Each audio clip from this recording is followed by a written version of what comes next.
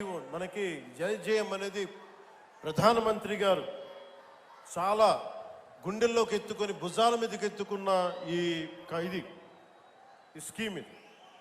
అలాంటి స్కీమ్కి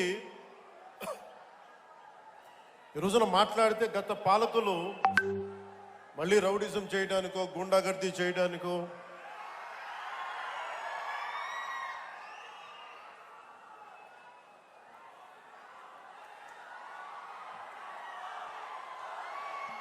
మళ్ళీ గుండాగర్దీ చేయడానికో రౌడిజం చేయడానికో అలాంటి భావన మళ్ళీ ఉంది. మీకు తెలుసు కదా, రౌడిజానికి గుండాలకి గుండాగర్దీలకి బయటపడితే మన రాజకీయాల్లోకి వస్తాం,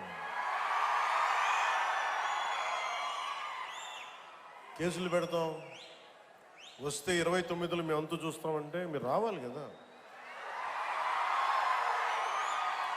మీరు ఎలా వస్తారో మేము చూస్తాం. నాకు వారి మీద, వైసీపీ నాయకుల మీద ఈరోజు చెప్తున్నాను, మొదటి నుంచి చెప్తున్నాను, వ్యక్తిగతంగా నాకు ఎవరి మీద కక్ష ఉండదు.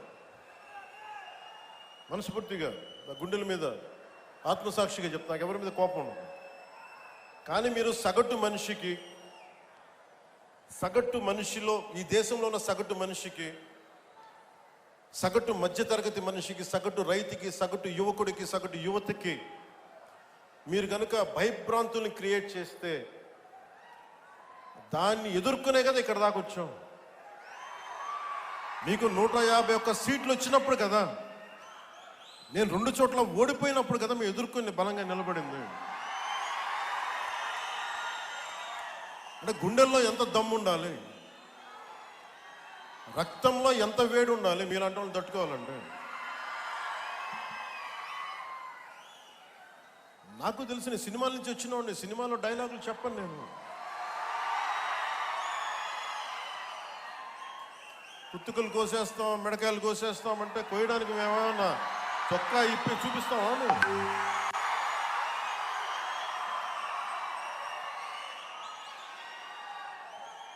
నేను సినిమాలో డైలాగులు చెప్పడానికి కూడా ఇబ్బంది పడతాను. సింహం గడ్డం గీసుకుంది, మేము గడ్డం గీసుకోలేదు. సరదాగా ఉంటాయి మిమ్మల్ని చీరప్ చేయడానికో సరదాగా చేయడానికి. నిజంగా గడ్డం గీసుకోవడం ఎంత దరిద్రంగా ఉంటుంది చూడండి, ఆలోచించండి. స్నానం చేయకుండా, మట్టి కొట్టుకుంటా. అంటే ఇవన్నీ ఏంటంటే సినిమాల్లో చెప్పిన డైలాగులు. అవి ఎందుకు చెప్తున్నానంటే సందర్భానుసారంగా చెప్తున్నాను. ఖచ్చితంగా మీరు అద్భుతమైన పాలన చేసి కనుక ఉండుంటే మీరు 11 సీట్లకు వచ్చేవాళ్ళు కాదు.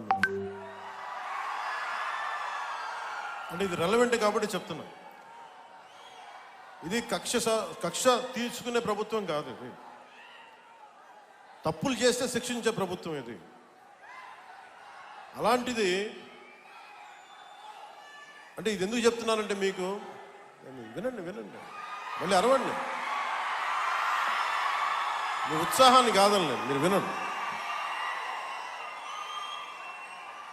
అంటే మీరు అరుపులు అరుచుకుంటూ వెళ్ళిపోతున్నారు, వాళ్ళేమో బెదిరిస్తామన్నారు, కోస్తామంటున్నారు. మళ్ళీ మీ ఎర్ర జెండా శక్తి తెలియదు వాళ్ళకి. మీ గుండెల్లో ఉన్న ఆ వేడి రక్తం గురించి తెలియదు వాళ్ళకి. అంటే కడుపు కాలి ఉన్నవాడికి కష్టపడి పనిచేద్దాం అనుకున్నా మళ్ళీ తిరిగి కోపం తెప్పించుకోండి. పని చేసుకుని తల ఉంచుకొని పని చేసుకుంటూ వెళ్ళిపోతున్నాం. నిజంగా 11 సీట్లు వచ్చిన ఆ పార్టీగా మేము గౌరవిస్తున్నాం. ఈ ప్రభుత్వం గౌరవ ముఖ్యమంత్రి శ్రీ నారా చంద్రబాబు నాయుడు గారి నాయకత్వంలో ఉన్న ఎన్డీఏ కూటమి నడుపుతున్న ఈ ప్రభుత్వంలో తప్పులుంటే ఖచ్చితంగా చెప్పండి. ఖచ్చితంగా చెప్తే మేము సరిదిద్దుకుంటాం, లేదా వివరణ ఇస్తాం. అంతేగాని మేము కుత్తుకులు కోసేస్తాం, రంపాలు తెస్తాం, రంపాలు పెట్టి కుత్తుకులు కోస్తామంటే మీకు తెలుసు కదా, అలాంటి వాటికి తాటాకి చప్పుళ్ళకి మేము భయపడం. సో జల్ జీవన్ మిషన్కి 2019 నుంచి 2024కి నరేంద్ర మోదీ గారి ఆధ్వర్యంలో నాయకత్వంలో ఉన్న కేంద్ర ప్రభుత్వం మన రాష్ట్రానికి 26,000 కోట్ల రూపాయలు శాంక్షన్ చేసింది మనకి ఖర్చు పెట్టమని. మీరు ఊహించండి ఎంత ఖర్చు పెట్టారో వీళ్ళు.